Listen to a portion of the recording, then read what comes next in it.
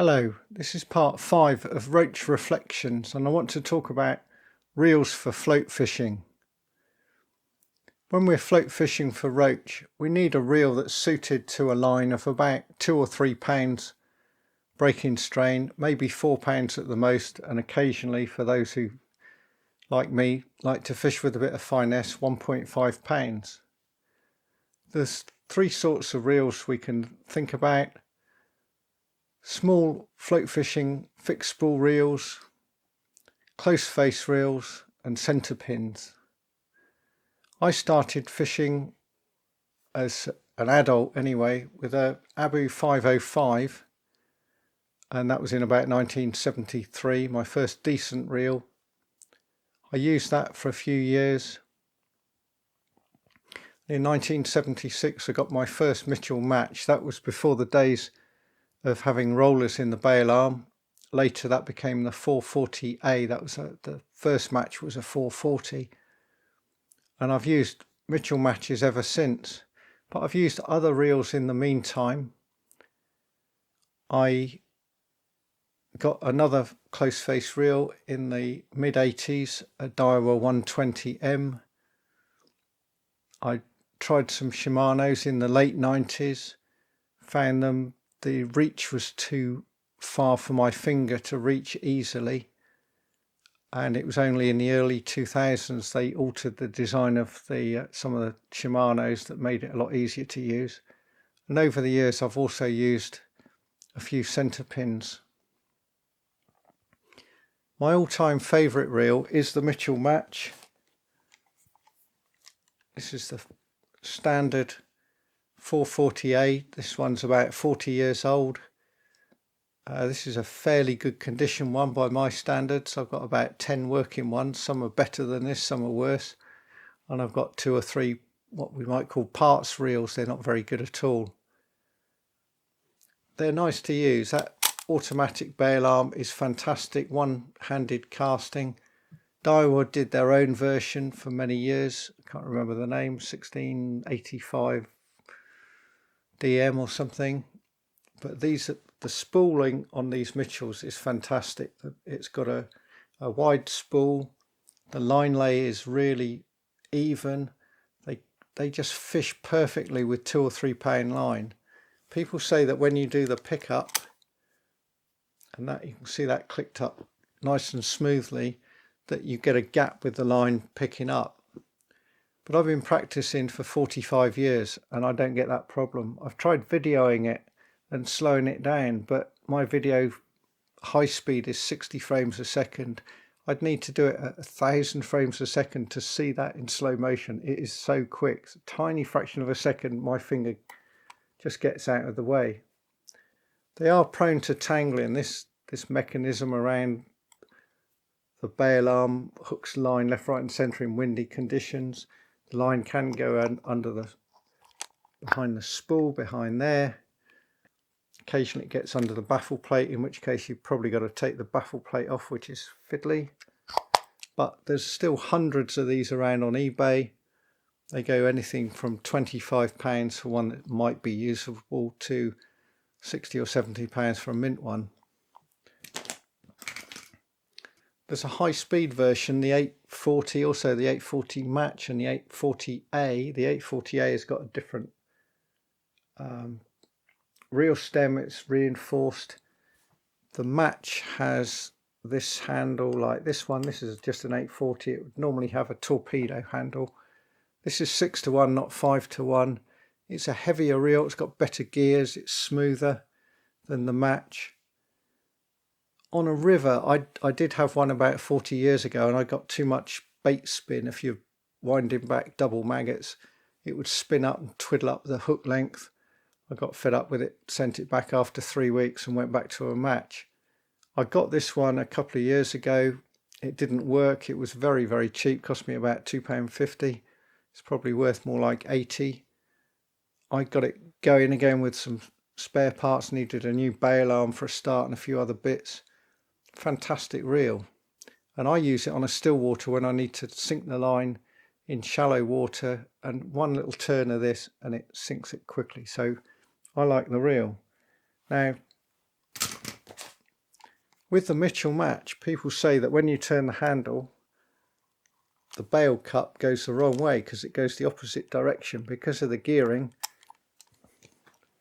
to the way that a standard Shimano would go. And they say that the way the Shimano goes is the right way. A lot of reels go that way. Different gearing, you've got worm gears in there.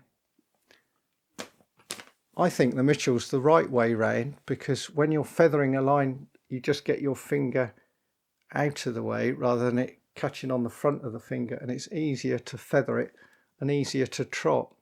But I've had decades of practice and I can use either, but I actually get on better feathering a line with a Mitchell match. The advantage of these Shimanos, these are Stratix. This is an early Stratix. I don't think it says what it is that they are bomb-proof, bulletproof and everything else proof. Apart from a spot of oil once in a blue moon, they need next to no maintenance. This was the 1000 one from about 1997 and they're struggling to reach the spool. It's got a very small spool. The design wasn't really right for trotting. By about 2003 they brought out a slightly different one. This is a Stratix GTM RA. They're now on to probably an RC. And the spool got a bit bigger. This is a 2500, not a 1000. And the reach is much easier there as well. So they're easier to use. They've got this fantastic fighting drag. The front drag ones have got a good drag as well. They're good reels, but I use them for feeder fishing. I do use them for float fishing a little bit. If ever I fish for big mullet, these are the reels I use because that fighting drag is what you need. A Mitchell match and fishing for mullet is just no good. It's all right if the mullet's a couple of pounds, but if you hook a 5 or 6 pounder, you need all the help you can get. And anyone says, oh, you want a centrepin? Well, the legendary Jim Gibbonson said, don't use centrepins for mullet because until you've had a 6 pounder tearing off 100 yards, you don't know what you're playing with. You will end up with a burnt finger or thumb and find you're out of control, and they can come at you just as fast and you'll just end up with a lot of slack line. It's no good. You need a fast, good reel with a good drag. But we're talking about roach fishing. So reels like this and the Daiwa equivalent, things like TDM, TDR, some of the Daiwa reels in the 2500 size, all good trotting reels. And if you don't want to go down the ancient route like me with Mitchell matches, then these are the sort of reels you're going to have. You've got no automatic bail arm, it's just a standard comes out because it's manually closable. Saying about that, with the Mitchell match, people say, well, you can't close it manually because it just flicks open. But if you flick it over and just push the lever down, it's closed manually. So if I ever hook a really big fish at the end of a trot that isn't a roach or a dace, and I need to put that back over manually, and I'm worried about trying to do it with a handle because of the size of the fish, the speed of it, I just do it. I just pull it over manually and do it. It can be done. It's not difficult. Easy to do. Here's that close face reel that started it all. This isn't mine. I had a 505. This is a 506 that belonged to a very good fishing mate of mine who I grew up with. He got this when he was 15 for Christmas in 1972, and he sold it on to me a few years later for not very much. He'd moved on to Mitchell matches by then. This one, being Swedish engineering, still works fine. Fantastic reel. Again, they command a premium on eBay. Abu tried to recapture their youth, if you like, many years later with a sort of Mark II of the 507, which is a slightly bigger and heavier reel. The original 507s were very sought after, still are. The later one just didn't have the quality and they basically fell apart. They weren't made anything. This is real solid brass engineering. They can wear out inside there. The torque on the spool does wear some of the parts.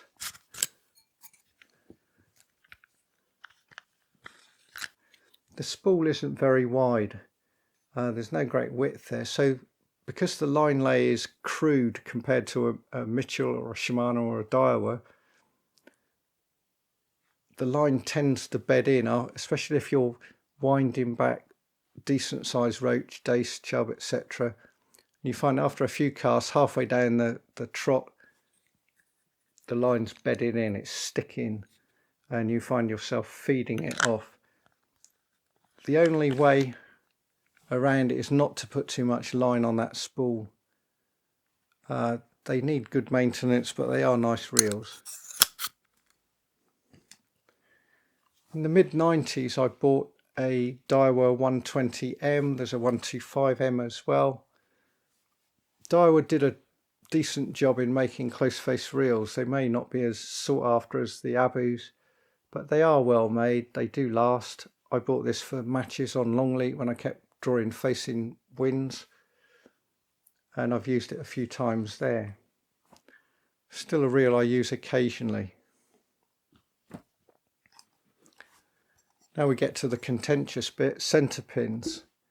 I've got a couple of Rapidexes, these date back to the mid-60s. I've got one with £2 line, one with £4 line. I like them on still waters for fishing right under my rod tip, probably with a pole float, the £2 for roach fishing, the £4 for tench fishing. Good, solid, reliable reels, look after them, they go on forever. Not that great for trotting, some people do trot with them. I don't think they're that special, but they're a nice reel to have for that sort of easy fishing. The specialist trotting centrepins are reels like this. This is an Adcock Stanton, not a really old one. Doesn't need too much line on it, or the line will bed in. This one hasn't got handles, it's got a ball bearing in the middle. If I was to practice enough with this reel, I'd probably get on a lot better with it. I have used it recently when I went up to Fiddleford Mill. I found it a handicap as far as I was concerned. Casting was not as accurate as I would get with a Mitchell match. It was fairly slow to use, winding in fish, and the control I had of the float was no better than I'd get with my Mitchell matches. It was windy at times. After we did the initial bit of filming, we moved down river to a fairly windy, the wind got up and it became a pain in the proverbial. Some people think they can't be beaten. I think they can be beaten, but it doesn't matter as long as you enjoy what you do and practice it a lot. And that's the real secret. I can Wallace cast, for instance, but I'm no great shakes at it. And I can get the float out to where I want simply by other methods if I'm not casting very far. It just seems to me hard work to do something that I can do much easier and I'm much better practiced at. As far as the control of the line coming off this reel, saying, oh, it can't be beaten, well, that's down to the angler, and it's really what's at the sharp end of the rig that matters. The choice of float, the choice of line, the shotting, the presentation will come down to how good you do those other things, how you manipulate the rod. Even the rod will make a difference. Types of rod rings make a difference to the friction on the line coming off the reel. So anyone who says, oh, you can't beat the reel, there's so many other factors that this is not a significant one. It might account for 5% of it, but if I can get my Mitchell match to do what I want, I'm not going to fail because I'm using a Mitchell match. And in all the matches I fished on rivers, and there were an awful lot, very, very, very few were won with centrepins. So if they were so good, everyone would use them, and they didn't and don't. It's true that there was a time that on the Trent, on a lot of the Yorkshire anglers used centrepins. They were very skilled. They practiced with them for years. They had good reels, ones like this, and there's plenty of others similar to it. And some of the modern Chinese made ones are nice to use. If you enjoy using it, use it. I enjoy Mitchell matches. They're good for me. As far as instant strikes and all the rest of it, it doesn't make any difference. And when I start to fish a waggler, this reel's obsolete really. You've got to use an open face reel to fish a waggler well on, especially on fast moving water. You've got to get that line coming off. And the direct contact doesn't make a lot of difference, because when you're waggler fishing, you often have a line all over the place, all over the river, and you feed the bow, so to speak, to get that float to go down how you want, which is what really matters. So to sum up, you pays your money and takes your choice, whichever you like. But it's that one or that one. You make the choice. Make sure you've got high quality line. Look after the line, change it often. Line doesn't last that long. Once it's got wet and in the sun a few times, it can rot quite quickly. I've been using Dave Harrell Pro Match. I'm not sponsored by Dave. Dave, send me some line. It's good stuff. I use £3. It's pretty reliable, but I do change it fairly often. I've still got some ancient Daiwa. I don't know, it's Team Daiwa line. It was a superb floating line, very nice to fish with for roach in 2 and 2.5 pound line, £3. I use £2 Maxima for waggler fishing on the river. Most of my waggler fishing on still water, occasionally £1.5 Maxima on still water, occasionally £2.5 if I'm using sort of 3-swan bodied wagglers and stuff like that. I hope you've enjoyed this video. There's plenty more to come yet. Please click like and subscribe, and with that I'll say cheerio.